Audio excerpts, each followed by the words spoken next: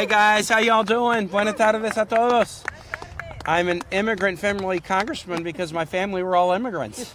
They all came from Ireland in the 1850s and 60s looking for exactly the same thing that anybody who comes to the United States now is looking for.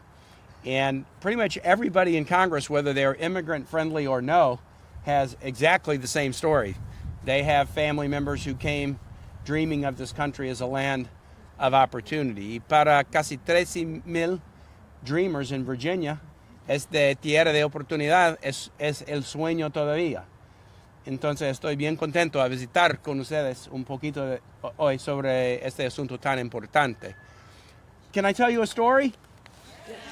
I could tell a story of some of these cool people behind me because not only do we have a dear friend, Janet Murria, who is the head of La Raza, but we've got some wonderful Virginia Dreamers, and I know that they've shared their stories with you, but I want to tell a story to broaden the view of who Dreamers are, because Dreamers are, la mayor edad son latinos, pero no solo latinos, ¿verdad? Hay Dreamers de cada parte del mundo.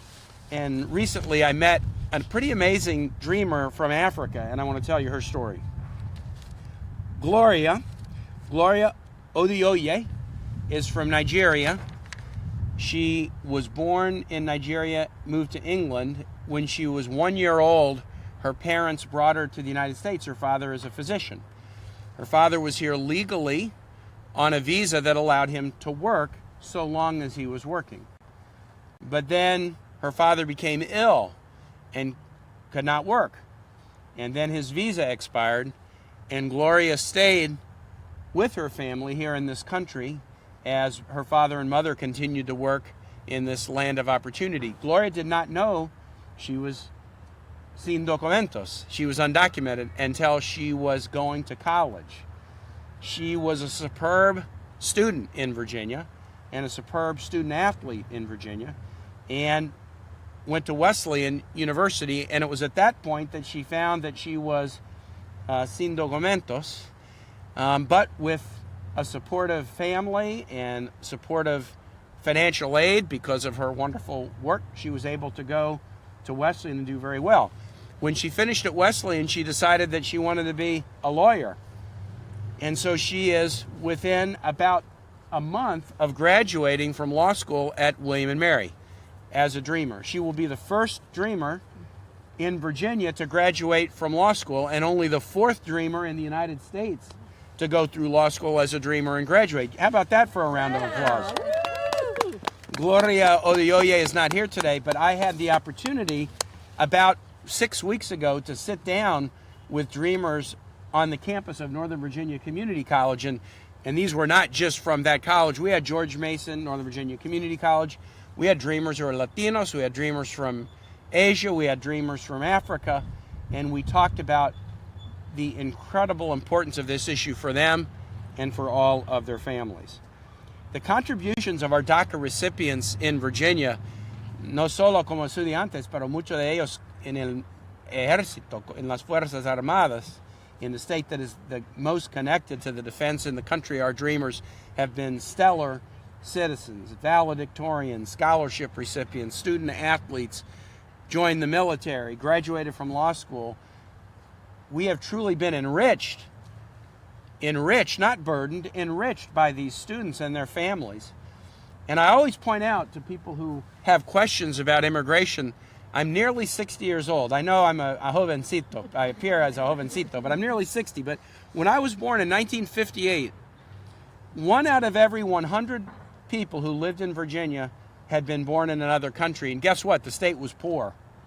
We were bottom 15 per capita income. Today, 1 out of every 9 Virginians was born in another country, and we're not poor anymore. Now we're top 12 median income. So I can prove to anybody in any corner of Virginia that immigration has not been a burden to our state. No, immigration has been a blessing to our state. And if you think about it, it makes sense.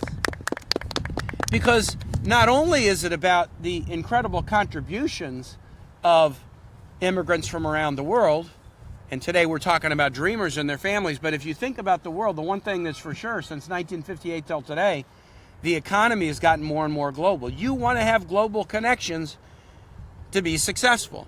Now in Virginia, we have a Dulles Airport, hundreds of nonstop flights a week to foreign cities. We have a port in Hampton Roads, one of the most active ports on the East Coast. But I'll tell you, the most important global connection to have, even more than an airport or a port, is people.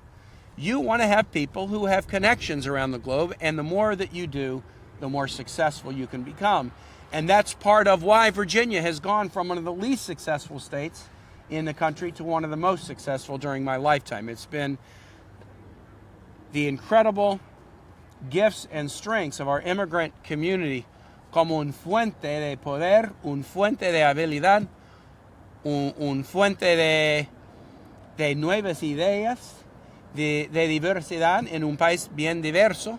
It has helped Virginia really move from sort of looking backward to looking forward. So this is the week. This is the time, in this time of holiday, in this time where we begin with Thanksgiving, counting our blessings and being thankful for things like our immigrant communities that have helped us be stronger. As we come up to the season of Pascuas, where we think about a family forced to go to a place where there was no room for them at the end, and yet the wonderful meaning of the Christmas story is that family and that poor child ended up becoming a teacher of all mankind. And there are powerful lessons every day. There are powerful lessons in Virginia, but especially at this time of year, there are powerful lessons about our connections to each other and about how we have to find a solution, a permanent solution for these dreamers. Last thing I'll say is, what are our chances?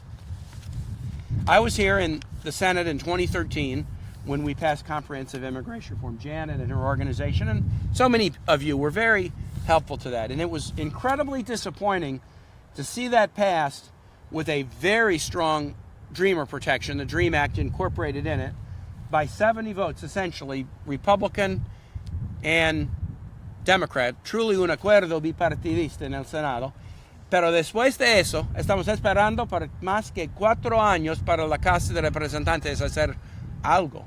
We knew that the House wouldn't do exactly what we did, but we thought they would do something, and that we would then be able to sit down together and find a conference and compromise. That's what happens in a bicameral legislative body. But the House has yet to do anything.